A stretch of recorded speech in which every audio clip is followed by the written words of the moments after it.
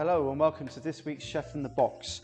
Before we get going and we start this evening's meal or lunch, you're going to look at needing to get the starter mise en place onto a tray like we've got in front, with a couple of spoons, a pair of scissors ready to cut if needed the mise en place, the bread, the hummus and the butter out ready. You can get a pan medium size onto the boil and just bring it up to the boil and then turn it off, and an oven on at 200. That will give you a good then start for the rest of the meal. So if you want to then get yourself ready and looking like we've got something set up here, then we'll be good to go. Okay, the pan of water's come up to the boil, so we're just going to turn that off, leave it on the stove. We're going to get the bread and place that into your oven, which is now preheated at 200 degrees. Place it into the oven, shut the door, and then all your mise en place for the starters. So today I'm going to be doing one of each. So we've got the main starter, which is the quail balancing. Again, all of these tubs are compostable, so it can be put into the food compost or even your food waste. Okay, so that's the quail balancing. One of those. You have the beetroot chutney. And just again, all we're doing is removing the lids. Inside this one, you'll see on top you've got a wild garlic oil, picked locally from Speen, and then underneath you've got the oat crumb. So just remove the oil from the tub just to make it easy. Small tub of parsley cress, again remove the lids, and then that's what you've got for the quail, and a bag of the liver parfait. Vegetarian option, in here you've got the artichoke pieces that have been confied in the Woodspeen olive oil. They are from the Woodspeen plot, the last of the last year's crop, and we want to put them onto a tray and then into the oven, and it can join in the bread. We're just going to basically warm them up, soften that olive oil. So like that onto a tray, place it into the oven with the bread, and by the time we dress, you'll probably be in there enough to warm. You're looking for about 4 minutes just to warm the artichokes and give the bread a bit of a fresh crust. So carry on removing the ingredients for the vegetarian option. So again, you've got one pot, but within there you've got 2 items. You've got your pickled shallots, you have your pickled pear, and again on the other one pot, but you've got 2 elements. So you have your sherry syrup and your artichoke puree. Okay, so now we can make a start on either, to be honest. What we're going to do is I'll make a start on the artichoke. So artichoke puree with a little teaspoon, place into the middle of the plate and then spread out into a circular, and that's going to be then basically your platform to dress on later. Handy as well to have is a little bit of water maybe in the sink, just so you can just keep going back and washing your spoons. So that's a good little one as well. Now, the pickled pear, place around the outside, couple bits, it's just dot them, but use that artichoke puree as your platform to base dress. Okay, now drapes the pickled shallots over and around. Okay, that's the base. So that's as far as we can go on the artichoke dish for now. So now with the quail. So the quail balancing has already got a little bit of dressing on top, pre-cut. You're literally going to tip it out of the container and you're going to place it just off center, in the middle, but just off center, like that, leaving you space for the rest. Now you're going to get 2 dessert spoons or normal kitchen spoons, if it needs to be, just a bit bigger than a teaspoon, just to quenelle. Again, pushing down to get the mix on the spoon, not too much, don't overfill your spoon, and you're just going to push the spoon that's not got the beetroot chutney in, you're going to push down and around, and then the shape of the spoon helps you to get the shape on the quenelle. Now you're going to place it just touching the quail balancing and just off at an angle, probably heading towards 2 o'clock. Now with your piping bag of the parfait, you just want to take about 1 centimetre in on the bag and place a cut, and then you're going to place, again, not touching the quail balancing, just a mound, flat mound on the plates. Again, the parfait, remove. If you've got anything left over, put it back in the fridge. You've got probably another 24 hours left on that. Then, with back of a teaspoon, push into the middle and to the bottom of the plate. So again, you've got, now you can see the bottom of the plate there, and this is a well where we're going to put the wild garlic oil in. So with another teaspoon, you're going to place the wild garlic oil in, one more, and then a little bit around the plate. And then while you've got that out as well, on top of your artichoke and your pear, well, again, spoon back into the water just to clean. And then now we've got the oat crumb. So the oat crumb is going to sit again, just a spoon into and on top of the oil. So it sits just on top of the parfait. Keep it quite neat. And any bits that drop down will normally just stick to the parfait. If they go onto the plate, just push them in to the sides there. And that is the plates as far as we can go now for dressing. So what we're going to do now is grab the hummus and do the lid, place it onto a board, the butter onto a board like that. Okay, and then we're going to get the bread out of the oven. Careful it be warm. Out. And then if you want to, you could put the whole loaf on there, take a knife into the dining room. Or if you want, whilst you're in the kitchen, you just take a couple of slices maybe, like that, and then just open them up. Don't have them stacked back together because then the steam and the moisture will make it go soft. So just open them up, allowing them to breathe a little bit. And then you've got the bread and the butter ready for the starter. Now, with a cloth, you've got the artichokes in the oven on a tray. There we go. So you can see the oil's now softened and it glazes the actual artichokes. Just place them on top of your pan or on the side of the stove, and again with a clean spoon place the artichokes up and around. Now use the pears to give you a bit of height on the dish and just place them, you know, from the middle outwards. Very gnarly, the artichokes. So again, they're not there to look pretty. Jerusalem artichokes are very inconsistent in the way that they look, so don't go for them to be looking perfect. And then to finish, you'd have had a bag. Inside there is crispy artichokes and crispy kale. Place that onto your tray, and again just place on and around the dish using the artichoke puree. So as you can see, one's fallen off, just place it back on and just use the artichoke puree as your almost your inner plate and where you want to keep all your produce. Crispy kale on top and around. So again, see, it's just fallen off, just pick a few bits off, push in if needs be. Okay, and then to finish, we've got a nice apple and sherry syrup, just a little bit, so probably a teaspoon. Fill the teaspoon up and then just pour it and just almost do a circular movement continually around so it goes on top of everything. And then to finish the quail, you've got the parsley cress, and that is just going to sit on top of your parfait with the wild garlic oil inside and your oat crumb. So there you have it. You got your bread ready to go to the table, and you have your finished dishes. So you've got the finished dish here of the quail ballantine with liver parfait smooth, oat crumb, wild garlic oil, and a beetroot chutney. And then you have your starter of roasted Jerusalem artichoke, crispy artichokes, crispy kale, pickled pear, pickled shallot, and again the apple and sherry syrup just on top to finish. Enjoy your starters.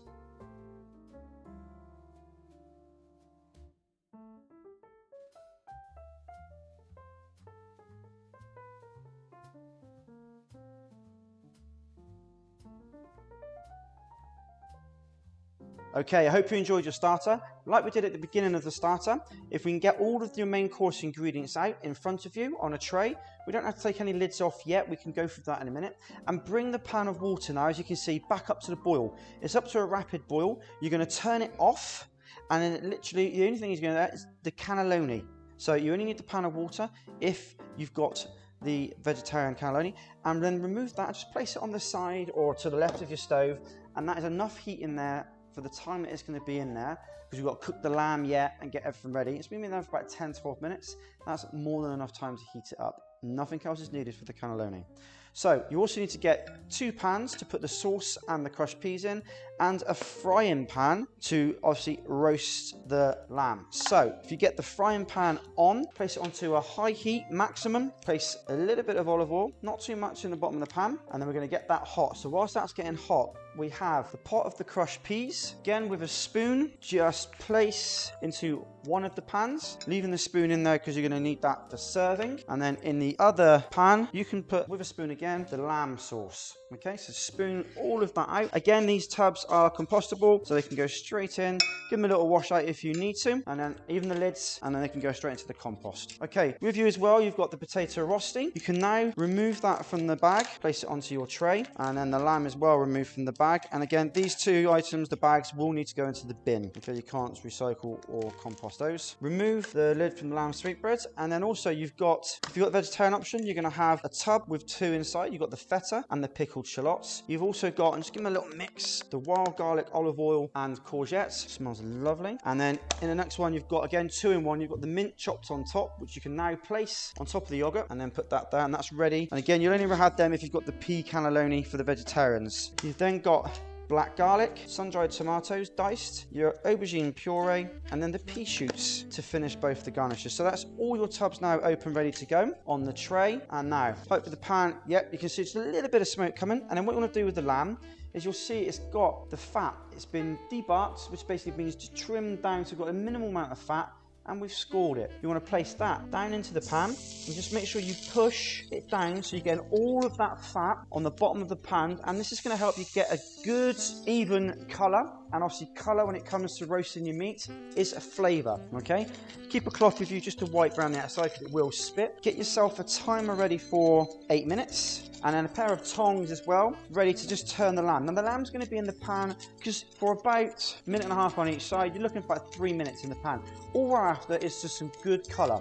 The lamb's already been cooked to the specification that you've asked for, and we are literally now just trying to get some roasted flavour around the outside, and then in the oven for 8 minutes just to warm it back up so we can serve it. If the pan gets a little bit too smoky, just turn it down to a medium heat, but as you keep moving it through the stages of every 30 seconds to get the colour, you'll find you'll knock some of the heat out of that pan anyway. So as you can see, just get a nice golden, a little bit more on that. We spend more time on the fat side because we want to get that nice and crispy, and we'll be quicker when it comes to actually touching the meat. Again, when this goes back in the oven, it will go back in the oven like this with the fat side down, because the fat actually acts as a barrier between the direct heat from the pan, and so you'll get less of a chance to get a grey line going through your meat, okay? Rather than putting it on this side, which is direct meat, sitting it in a hot pan in an oven at 200 degrees, it's going to form a grey line on the bottom bit of this meat. So now turn it over to the other side. Again, pushing it down every time, a little push. You can see all I'm doing is turning it, pushing it. I'm not moving it around the pan. The more movement you put in the pan, the cooler you'll make the pan and the less chance you've then got to colour. And again, like I say, colour in the meat is flavour. Okay, once you've turned it onto this side now, you can now get your sweetbread and place that into the other side of your pan. And again, just placing it into the pan. The sweetbread has already been pre-confit in oil. And so again, it's just a case of getting some colour and getting some flavour and some heat into that. So now we've turned the lamb onto the meat side. We're looking at around about 30 seconds. So the pan needs to have a little bit of smoke coming off of it because we want to keep it hot so we can literally get the colour quickly. So there you go, nice golden colour. It's only been for 30 seconds. Now onto the sides. We've got the 4 sides just to do quickly. You'll probably find the sides will take 15 to 20 seconds. As long as your pan is hot. We're just keeping an eye on the sweetbread at the same time as well. And you'll look around the outside of the pan, the outside of the sweetbread, and you actually see it going a little bit light golden. You don't actually have to pick it up to turn it. The upper edge on the bottom there will tell you through colour. Again, turn the lamb, lovely again, see, nice golden, and then into the pan. Double check the sweetbread, it's got a little bit more colour needed. You're looking for about this nice golden colour like you've got on the lamb rump. Again, you're looking 15 to 30 seconds only on each side.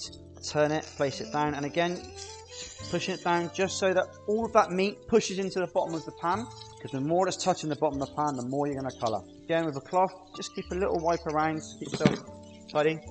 Keep the pan on the heat, and we've got one more side there to colour. So another 30 seconds. See on the sweetbread as well. So this is the sort of colour you're looking for. Nicely golden. Turn the sweetbread over, and now the lamb can go back onto where the fat side, and that goes down into the pan. You can also now place your rosti, or rosties depending, into the pan, and that can go into the oven. Remember, sweetbread has been turned so the colour side is up, the rosti just into the pan, and the lamb rump has the fat side down into your oven at 200 degrees, and then your timer can be set for your 8 minutes. Now, clean your stove, get your pans on ready, just on low heat. Number 2, number 3, just to warm the sauce up. The crushed peas won't be on the heat. We're going to leave that till last minute. Otherwise, if we heat them up now, because you've got about 8 to 10 minutes before we want them, they'll go grey. So they're just going to be ready on the stove, but not on. The lamb sauce is on number 3 here on induction or a low gas flame. And that is it. We now need to wait for the 8-minute timer to go off. And then after that, we're then going to be ready to rest the meat a little bit in the pan and start to dress the plates. We'll also put the plates into the oven. Today I'm going to be using oval plate. Again, it doesn't matter if you don't have that at home. You can use a round plate and just use the edge of the plate as your line. Okay, whilst you're waiting for the lamb in the oven, if you want to get yourself probably 3 teaspoons on the tray ready, this will help you when it comes to dressing, and 1 tablespoon for now. And again, have your pot of water in the sink ready, just so if you need to use them again, you can then give them a little clean quickly. Okay, so the timer's just gone off. Now, if you go to your oven with a cloth, grab the pan and place it onto your bench if you can, or somewhere that's raised. If you've got a wooden bench, don't put it straight onto there. And we're just going to let that rest in the pan for probably a couple more minutes. Now, if you grab your plates and place them into the oven, and we're literally just going to give them 1 minute, just to take the chill off the plate. So when we're dressing, it will also help to hold the heat in the food. So the sauce you can now see is warm and come down and loose. Peas are on number 3, just gently warming. So both on number 3 or a low gas flame, ready to go. The pea cannelloni is ready to go. That's in the pan of water from earlier, okay? And that again can stay in there all the way through.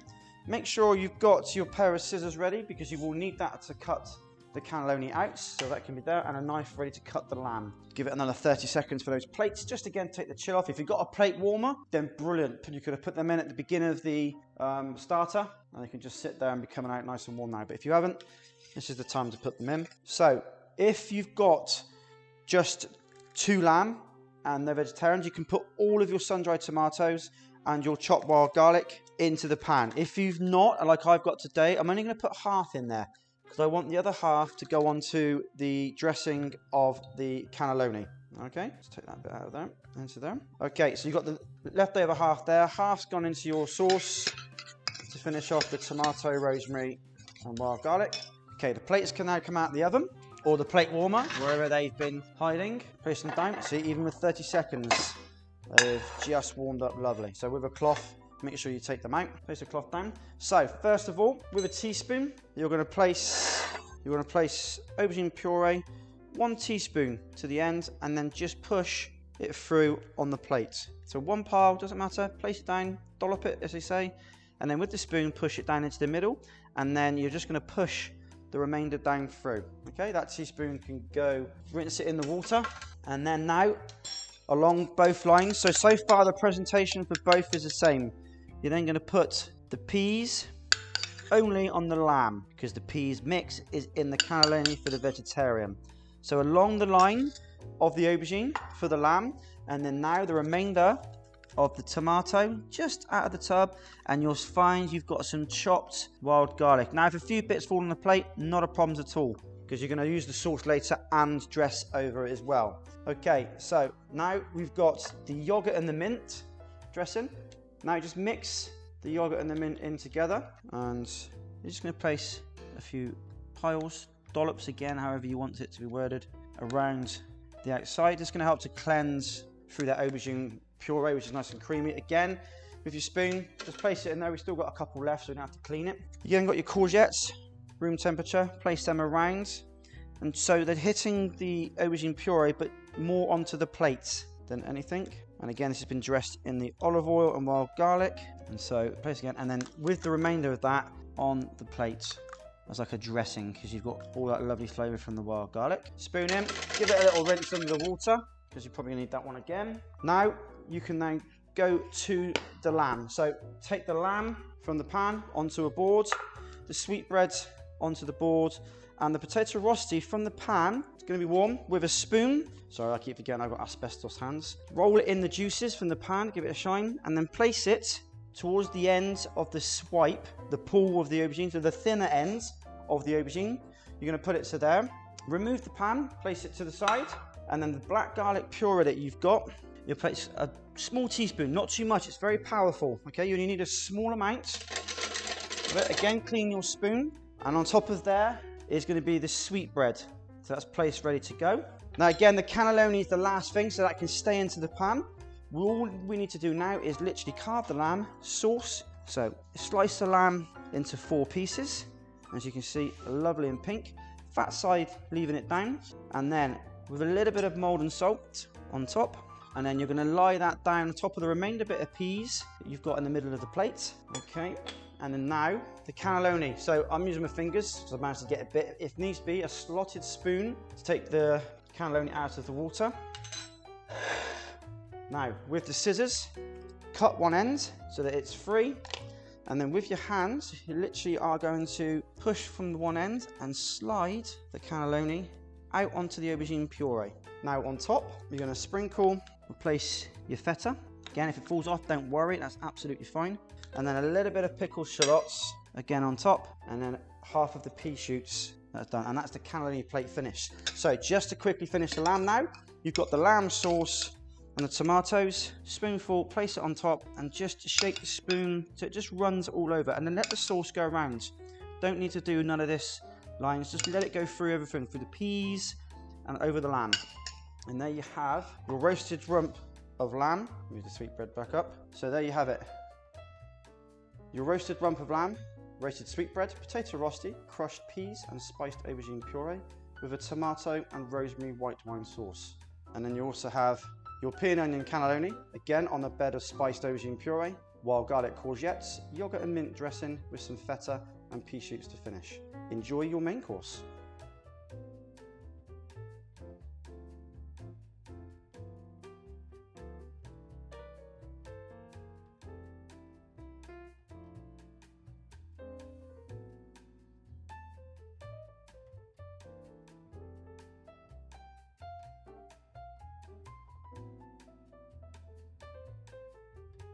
So I hope you enjoyed your main course and you've left yourself some room for the dessert. So lastly left in the box, along with the petit fours that you've got, the bag of jellies and chocolates, you'll find your dessert. So again, you've got tubs, remove the lid. In there is a sorrel cream. And then again, in here, you've got a tub within a tub. So you've got your pickled blackberries and your pickled apples below. In this tub, you've got your macaroons, vanilla macaroons. And then in your other one, you've got your apple and blackberry mousses. Now with these, they're going to be very fragile. So just be careful when taking the lid off and moving them around, because obviously it's going to be a nice soft mousse. So again, with a teaspoon, you can get the sorrel cream, roughly work out what's half, place into the middle, again into the middle, half and half, okay? And then you're going to just leave small dot. We're not going to push this around like we did on the starter for the artichoke. We're going to push it so it's into a circle but still raised, because when we push the mousse in, the mousse will then push the sorrel cream out. Teaspoon, give it another little wash in the warm water in your sink or on the side. And then now, just gently with your fingers, if you need to use a spoon or a pan knife to get underneath, then do so. Pick it up, place it into the middle, place the other one into the middle. Again, anything extra just come off late, and then just pick up